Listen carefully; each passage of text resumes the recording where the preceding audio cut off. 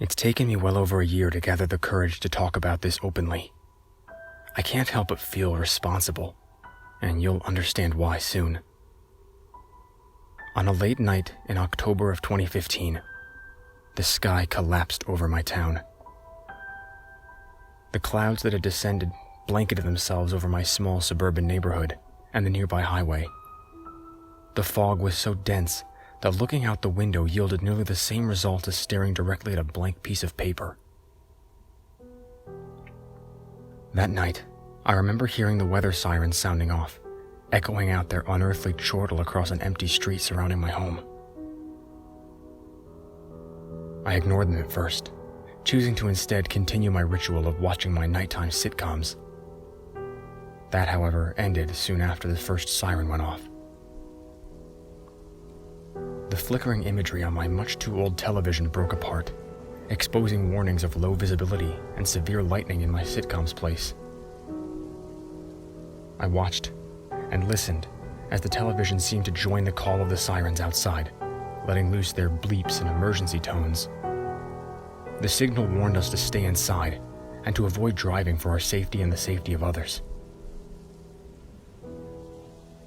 I let out a quick huff in distaste as my nightly routine was interrupted. I set my eyes on a radio and decided to give it a quick try. Anything would be better than sitting in silence. Unfortunately, that thought was wrong. As I wandered towards my radio and flicked it to life, the only noises that escaped were robotic and emotionless warnings from the National Weather Service. I felt my shoulders shrug in defeat. If this had been a tornado or hailstorm, I'd have appreciated the heads up. I could prep for the storm, but there was nothing I could do about fog. From there, I let my eyes wander over to the far too bright mist, sweeping across what should be the naturally dark streets. I let out a sigh and broke my gaze before heading over to my kitchen, deciding that maybe some hot chocolate would relax me enough to doze off and allow my dreams to take me away from this strange but boring evening. But as I was stirring in the hot chocolate mix into the steaming milk, an idea hit me. I had an old CB radio locked up in my attic. I might not be able to watch my shows or listen to my radio, but maybe if I was lucky enough, some trucker would be stopped on the highway and be willing to have a chat with me. I knew it was a bit of a long shot. CB radios were very rapidly going out of style for truckers, but I knew a few still had them for emergencies or idle chatter.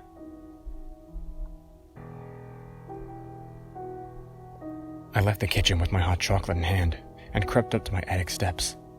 I blew softly on the steam rising from my cup as I made the journey to my chest of goodies from yesteryear. I lurched the old chest open and began to set up my little communications area. I even pulled up an old dusty table I'd stored away for parties and placed all my needed equipment on top of it. After a few minutes, I was all ready to go. I took a small sip of my drink and turned the radio on. I listened as the age cracked through the speakers. I had hoped the radio would survive the prolonged stay in storage and, luckily, besides from the faint crackles, it seemed rather functional. I keyed the mic and called out through the fog, hopefully to anyone as idle and bored as myself. Calling out to anyone stuck out in that fog. Is anyone out there? I listened as the static of the radio faded in and out nearly silently. Then a sputter of white noise came across the net before an old man's voice came in relatively clearly. My goodness, someone's out here. I'm losing my mind out here. Can I get a radio check? His elderly voice was gruff and hoarse, the type of voice you'd expect from someone who spent a lifetime on the road. I let my lips curl up into a smile. I really didn't expect a reply. You're coming in clear. How me? I asked, making sure he could hear my end of the conversation. A little broken up, but audible. This shit weather came out of nowhere, he grumbled. I imagined him leaned back in his seat, arms crossed with a radio dug into one hand. I could practically envision his windows completely smothered by the fog, isolated from everything. Yeah, I didn't see anything on the television until after the fog hit. All the stations are playing that emergency frequency. I waited for a few seconds for his response. So you're holed up inside your home then? I thought you might be on the road like me. I heard a slightly disappointed groan from his end. Did you at least get to see the clouds fall? I paused for a moment. I had been watching my shows, oblivious to the weather outside until the warnings. I didn't have the privilege to see it roll into the neighborhood. That's affirmed. I'm at my place right now, and no, I didn't get to see it hit. A brief chuckle and wheeze came over the radio. You missed out. Craziest thing I've ever seen. It was almost like the clouds hit a cliff midair and fell straight down. They came hard enough that I was actually worried they'd beat my truck up. His voice trailed off slightly in thought. I managed to park on the side of the road. Didn't see anyone else near me. Well, damn. Sorry I missed it then, I replied, my smile escaping through my voice. Yeah, well, maybe some kid got it on tape. Static interrupted him, squealing loudly out of the speakers. I jumped back slightly, reaching for my ears. His voice fought through it. The fuck was that? Everything all right? I radioed in. Yeah, I think so. I think I just saw a car zip by. Some sort of weird black light on it. He gave a dismissive tisk. I know damn well they can't see anything in this fog. Hell, I couldn't see anything but their dumb light going off. I leaned in closer to the radio, thinking of an explanation, but came up empty-handed. Some people just have a death wish, I guess, I shrugged. Damn stupid if you ask me. I'd say they only care about themselves, but if that was true, they'd be parked on the side of the road like me. He gave another wheezy laugh, ending in a coughing fit. Getting a little curious, I started asking him some questions. Any chance you can make anything else out there? They said there's some bad lightning in the area, but I haven't seen or heard anything like that. Nah, not a damn thing. Haven't heard any thunder either. Besides you, it's quiet as the grave out here. This fog doesn't even look like it's moving, and I sure as hell don't hear any wind hitting my truck. I bit my lip, trying to concentrate on any noises outside. Being in my attic, I should be able to hear the wind sweeping its way through the wooden boards of my house. But he was right. There was none. This is the weirdest storm I've ever seen. To be honest, Wait, no, the lights are back. He interrupted himself. I could hear his voice strain as his focus shifted outside of his truck. They don't look right. They aren't on the road. His voice slowly trailed off. What do you mean? Where are you? I asked, hoping everything was all right. That's not right. Shit, the only thing on that side of the road is a tree line. No way in hell a car could squeeze through here. The lights look too high off the ground, too. They're a little higher than my eye level, and I'm in a goddamn semi. Hey, just keep your eyes on it and let me know if you're all right. You'll be okay. I could hear him swallow hard. They're gone. They zipped away again. Actually, fuck me, they didn't just zip away. They looked like they ran away. I swear, they goddamn crouched and sprinted off. Static consumed his transmission again, but nowhere near as badly as before. It's just some lights. Maybe someone's got some flares out there. Could be some hunters trying to find their way back home in this fog. I tried sounding reasonable. I figured there must be some sort of rational explanation. Yeah, that's gotta be it. The fog must be screwing with my depth perception. I can't see anything out there, so I think I'm good. I heard faint noises coming from the radio just behind his voice. It didn't sound like something trying to make contact with us through the radio. Rather, it sounded like something that happened to be captured while the old trucker was talking. Is someone there with you? I asked. I tried to sound unconcerned, as if it was a normal question to ask. Negative. Just me. He sounded a bit off-put, like he knew something was wrong. I could tell he was on edge. I just wanted to know if you were alone or not, just to see if you had an extra set of eyes and ears out there.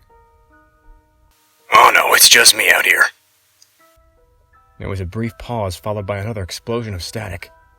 He eventually radioed back. Alright, I'm done. Something just slammed into my trailer. I heard a loud metallic crash explode from my speakers, followed by yelling. That ain't no hunter. It's rocking my damn truck. His voice sounded frightened. Static kept pulsating through the radio. Do you need me to call the police? I asked. worried about the safety of my new friend. No, I'm already dialed in and just got put on hold. I'm just going to hold off a bit on making noise and hope it goes away. If this is some sort of bear, then it's a record holder. I left the radio alone for a little while, waiting for the old man to reply. I was scared for him.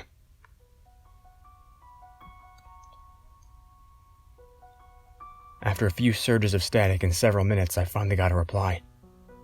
The old trucker seemed hushed and talked under his breath. Hey, I hope you're still there. I don't want to be a burden to you, but I'm not feeling all that safe out here. Do you think you could pull up a map or something to get me out of here? I'll have to leave my trailer behind, but my job ain't worth my life. The faint sound of static hauntingly trailed off of his words. I felt bad for the man. Something out there was really setting him off. Hey, yeah, sure. If you can make it to my front door, I'll let you in. I'm just around the corner from the highway. You're a real lifesaver. Just give me a second. I'll get out my mobile radio so you can leave me there. I bit my cheek anxiously. I had no idea if what I was doing was right, or even safe for that matter. But he needed help, and I didn't want to turn him away. Alright, I'm opening up my truck. He called in, his voice distorted heavily by static. The fog must have made the transmissions come in broken, I reasoned to myself. Let me know when you hit a sign. I'll tell you where to go from there. A few seconds passed before he responded again. Willard Street. His voice crackled in. Take a right down that road and keep going until you hit an intersection. A few more seconds passed. Johnson and Avery, the voice remarked. I felt confused. He would have to be sprinting to have made it that quickly to the next sign. Are you all right? Did you need me to call someone? The radio echoed my voice back to me, muffled and contorted before I got a response from the man. Nah, I just want to get out of this fog. The trucker's voice repeated a few times before breaking apart into static. All right then, take Avery all the way down, I replied. I felt the hair stand up on the back of my neck.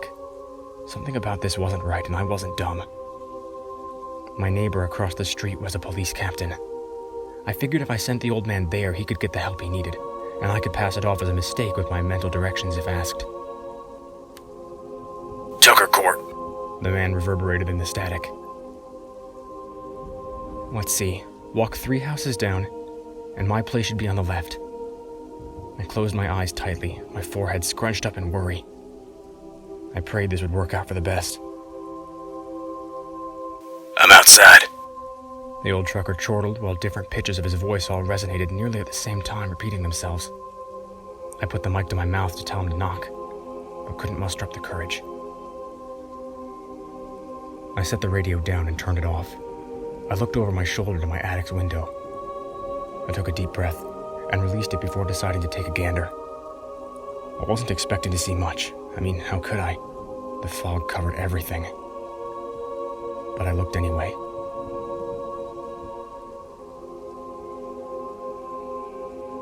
I got out of my chair and crept towards the window. I placed my hand on the wooden frame surrounding the glass and took a deep breath, conjuring up my courage. I slowly grabbed the curtains and very gently pushed them to the side, allowing just enough space for my eye to peek through. I know you want answers as to who or what was out there, but the fog was too strong.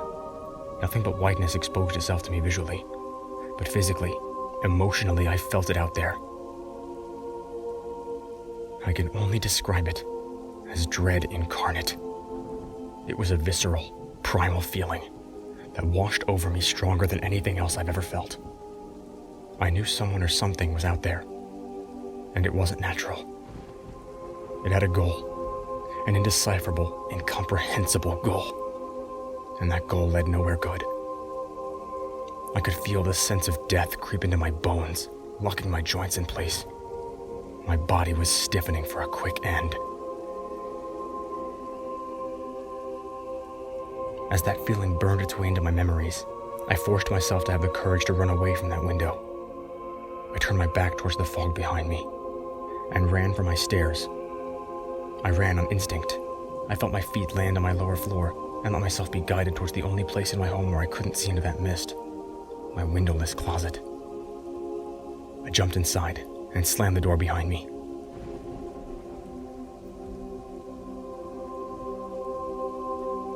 I remember sitting in that closet for hours, staring off into the darkness, praying and hoping. I imagined the feeling. I stayed up all night until I could see the sun filter in from under my closet door. I exited my safe haven and crawled to a window before I peered outside. I felt my mouth gape open when I saw my neighbor's attic window broken into. No marks on the walls of the home gave any sort of hint as to how whatever it was had climbed inside. I instinctively called the police, and they responded with haste. After all, my neighbor was one of them. They took me in and refused to tell me what they found inside. Even afterwards, the newspapers had nearly no information regarding the crime. The most I gathered was that my neighbor's family was murdered in their home while they slept. Him, his wife, and his 2 children all gone. Those lives were extinguished because of me. Though, that wasn't all that happened that night. There was another murder that also happened on the highway. An old trucker named Gale. Unlike the captain and his family, Gale's death was listed as an animal attack and was separate from the murder investigation. They claimed he parked too close to the woods and a bear must have wandered up to his door. They said they don't know what possessed him to open his door, but that it had to have been when the bear got inside. He was mauled to death. The so-called bear ripped his head from his shoulders and took it off into the woods. They never found it. But we know differently, or at least I do. That wasn't a freak accident. Something is out there, just waiting for directions.